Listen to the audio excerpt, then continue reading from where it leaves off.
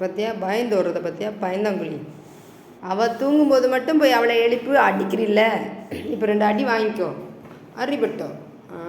அப்படி தான் மிதி, அவனை தூக்கி போட்டு மிதி. பார்த்தியா ஒன்றும் இல்லை, அவள் தூங்கிட்டு இருந்தா. அவள் தூங்கக்கூடாதுன்னு போய் எழுப்பி விட்டான் பாரு. அதுதான் எழுப்பி விட்டில்ல, அடி வாங்கிக்கோ. அடேங்கப்பா அடிக்க போகிறான் பாரு, அடி அவனை.